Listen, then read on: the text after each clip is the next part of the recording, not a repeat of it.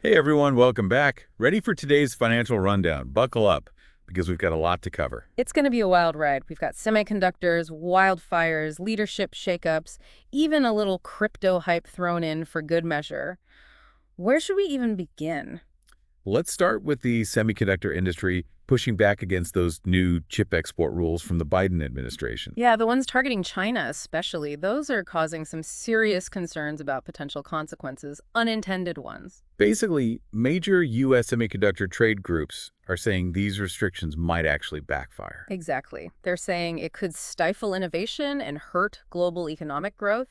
They're worried that by limiting access to the Chinese market, U.S. companies could actually lose ground to competitors. So it's less about protecting American technology and more about potentially hurting America's position in this global industry. You got it.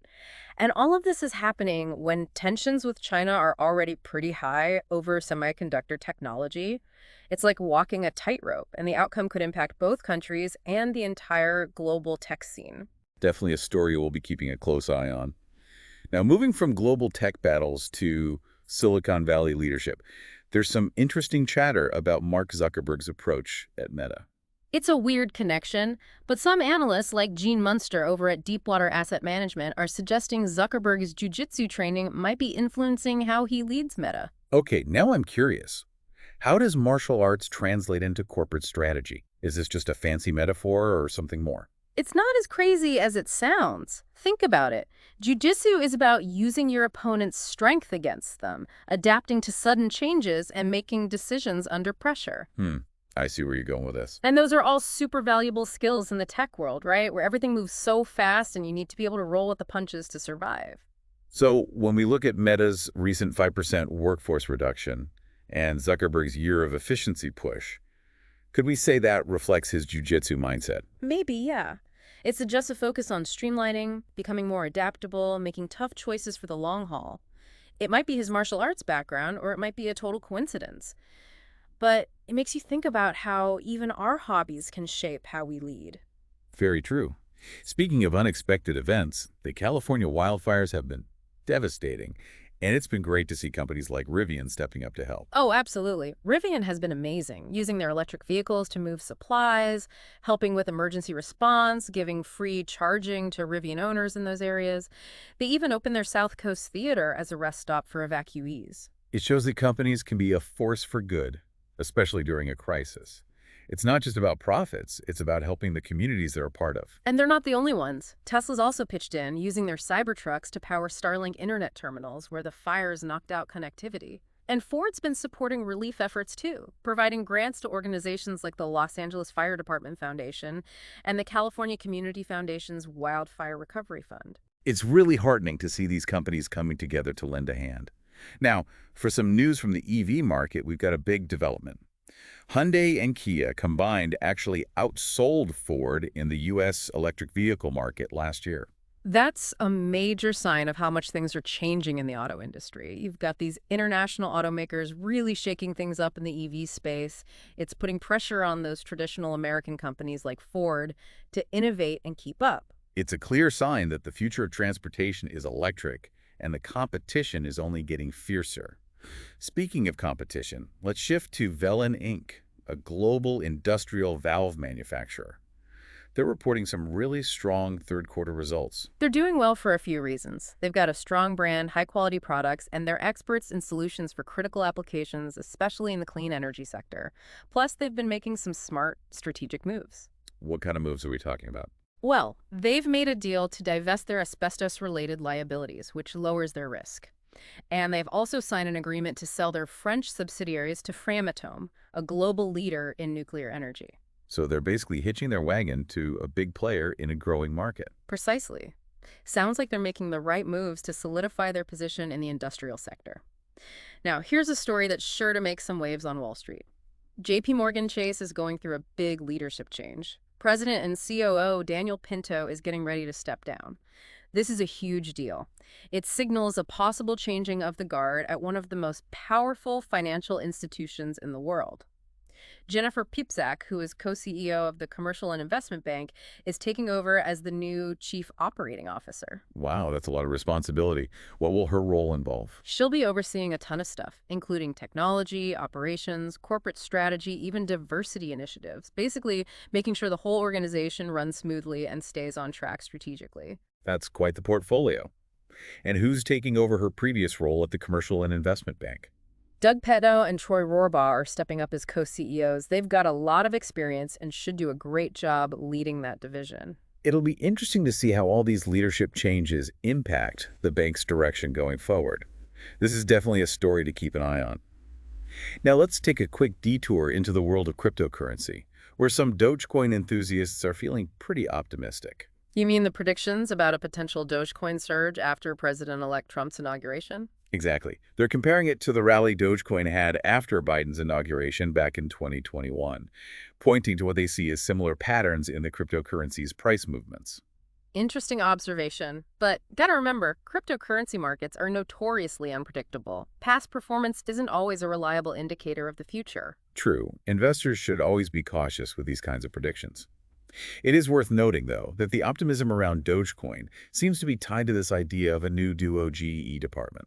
The Department of Government Efficiency, right? Yeah, with Elon Musk potentially leading it. Plus, there's hope for some crypto-friendly regulations under the new administration that's fueling the excitement. Well, whether those hopes pan out, only time will tell. This is one of those stories that could go either way.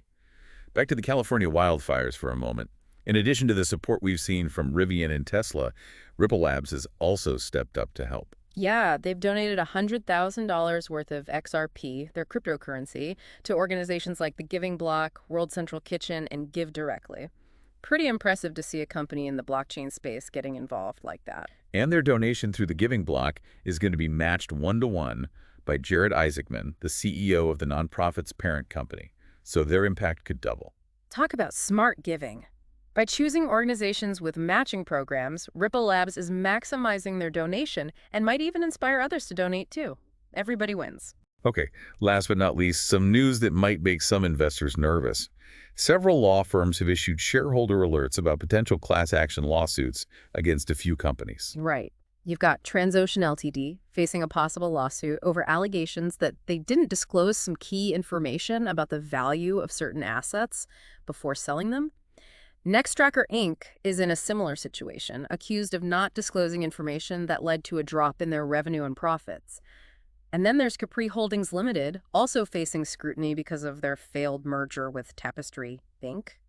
There are allegations that they misrepresented the competition in the luxury handbag market. Sounds like some serious accusations. They are. It's a good reminder for all of us. Transparency and accountability are super important in the business world. No doubt about that. Companies need to be upfront with their investors and act in their best interests. And investors need to do their homework, really dig into those company statements and offering documents before investing. It all comes down to doing your research and understanding the risks. There's no such thing as a sure bet, and it's crucial to be aware of the potential downsides. Well, that was a whirlwind tour of the financial news today. We've covered a lot, but there's always more to discuss. Stay tuned for more insights coming up soon. Feels like we hear about shareholder lawsuits more and more these days. Investors got to be careful. We've got 2 more companies facing potential legal trouble, both in pharmaceuticals. Oh, yeah. What's happening there? So Cassava Sciences, Inc., they're dealing with a potential lawsuit over claims they misled investors about the effectiveness of their main drug, simufilam. And then you've got Caverna Therapeutics, Inc., facing a possible suit over stuff they allegedly left out of their IPO documents, specifically about how well their lead product was performing in clinical trials. Those sound like pretty serious accusations. What could happen to investors if these lawsuits actually go through? Well, if the companies lose, it could mean big fines, damage to their reputation, and their stock prices could tank. Investors holding those shares could see their investments take a hit. Another reason to be extra careful when you're investing in the pharmaceutical industry. Those legal battles can really have a ripple effect. No doubt about it. It's a reminder to do your homework, thoroughly research the companies, and understand the potential downsides before you put any money in. Speaking of potential downsides, maybe we can lighten things up a bit. Let's talk Dogecoin. Some folks are predicting a price surge after President-elect Trump's inauguration. You're right, there's a lot of buzz about Dogecoin right now. People are excited about its potential under the new administration. They see the possibility of favorable conditions for crypto, especially if Elon Musk ends up playing a big role in government policy. But isn't it a bit early to be making those kinds of predictions? I mean, we don't even know for sure what the new administration's stance on cryptocurrency will be, or if that DOG department, the Department of Government Efficiency, is actually going to happen. Good point. There's definitely a lot of excitement and speculation going around, but we got to remember that crypto markets are notoriously volatile. They can swing wildly based on good or bad news. So, should investors be rushing out to buy Dogecoin based on these predictions? I'd be careful about making any decisions solely on hype or speculation. Cryptocurrency is inherently risky, and it's important to be aware of that. Words of wisdom. Okay, let's move on to a company making waves in a different sector. Velan Inc. They're a global industrial valve manufacturer, and they just announced some impressive third-quarter results. It seems like they're positioning themselves well for future growth. It's true, their performance in the clean energy sector is especially noteworthy. They seem to be riding the wave of demand for sustainable technologies, and they've been proactive about tackling potential risks and streamlining their operations. What kind of moves have they been making to secure their future? Well, for starters, they're getting rid of their asbestos-related liabilities. That's a smart decision because it reduces their exposure to legal and financial headaches down the road. Asbestos can definitely be a major liability, especially for industrial companies. What else have they been up to? They're also selling their French subsidiaries to Framatome, a big player in the nuclear energy field. This puts them in a good position to benefit from the growing nuclear market. More and more countries are turning to nuclear energy as a cleaner and more reliable power source. Valen's making some savvy moves. Sounds like they're on the right track for long-term success. Now let's talk about a major development in the corporate world. JPMorgan Chase, one of the largest financial institutions worldwide, is going through a major leadership shakeup. This is about Daniel Pinto stepping down, right? What are the details, and what does this mean for JPMorgan Chase? Exactly. Daniel Pinto, the current president and COO, is getting ready to retire after a long and successful run with the company. And this change at the top has triggered a whole cascade of leadership moves throughout the organization. So who's taking the helm, and what kind of changes can we expect to see? Jennifer Peepsack, who was previously co-CEO of the Commercial Investment Bank, is stepping up as the new Chief Operating Officer. She'll have a ton on her plate, overseeing everything from technology and operations to corporate strategy and diversity initiatives. It sounds like a challenging but impactful role. Who's filling her previous position? Doug Petno and Troy Rohrbaugh are taking over as co-CEOs of the Commercial and Investment Bank. They've got a wealth of experience between them and are well equipped to lead that division. It'll be fascinating to see how these changes at the top impact the bank's direction going forward. Definitely a story to follow closely. Now let's switch gears to a story that highlights both the exciting potential and the potential pitfalls of the tech world. Several companies are facing possible class action lawsuits. It's a reminder that innovation doesn't always mean ethical conduct and transparency. We've got Transocean Ltd, for example. They're facing a potential lawsuit over allegations that they failed to disclose crucial information about the value of some assets they later sold. Basically, they're being accused of misleading investors. What about the other companies involved? Nextracker Inc. is also in hot water for allegedly failing to disclose info that eventually led to a decline in their revenue and profits. And then there's Capri Holdings Limited, dealing with a potential lawsuit related to their failed merger with Tapestry Inc. They're accused of misrepresenting the competitive landscape in the luxury handbag market. Seems like these cases really underscore the importance of due diligence for investors. Absolutely. Investors need to remember that not everything that shines is gold. You've got to be cautious, do your research, and understand the risks before investing in anything. Couldn't agree more. Now let's shift to a story that reminds us about the power of corporate social responsibility, especially during times of crisis. Amidst the devastation of the California wildfires, it's been inspiring to see companies like Ripple Labs step up to help. Oh, definitely. Their $100,000 donation in XRP to support wildfire relief is a testament to that commitment. It's great to see a company in the blockchain space showing that kind of leadership. Absolutely. And they're not just writing a check. They're partnering with impactful organizations like the Giving Block, World Central Kitchen, and Give directly to make sure their donation makes a real difference. Talk about strategic philanthropy. By working with groups that have a proven track record, Ripple Labs ensures their donation goes to those who need it most. And their contribution through the giving block is even more impressive because Jared Isaacman, the CEO of the nonprofit's parent company, is matching it dollar for dollar. That means their impact could potentially double. It's a great example of how even a seemingly small contribution can go a long way when amplified through matching programs. Now let's turn to some legal news that's caught the eye of many investors. Several companies are facing potential class action lawsuits, underlining the importance of transparency and accountability in business. Cassava Sciences, Inc. is facing a potential lawsuit, and it's a serious one. They're being accused of making misleading statements about the effectiveness of their lead drug, Simufilam. This could have significant implications for the company and its investors. And they're not the only pharmaceutical company facing legal heat. Who else is involved? Kyverna Therapeutics, Inc. They're also facing a potential lawsuit, this one focusing on information they allegedly omitted from their IPO documents, specifically about the performance of their lead product candidate in clinical trials. These cases definitely highlight how critical due diligence is for investors, especially in fields like pharmaceuticals. Scientific claims and clinical trial data can make or break a company's value. You're absolutely right. Investors need to be incredibly thorough, evaluating a company's history, disclosures, and the science behind their claims before making any decisions. It all boils down to understanding the risks and making informed choices. We've covered a lot in this segment, from inspiring acts of corporate kindness to harsh reminders about the importance of transparency and accountability. But stick with us, because there's more to come as we continue to explore the latest financial news and insights. It's amazing how much happens in the financial world in just one day. Corporate shakeups, legal battles, companies helping out after those wildfires, even some crypto excitement. It never gets boring, does it? It really doesn't. Shows you how connected everything is in the global economy.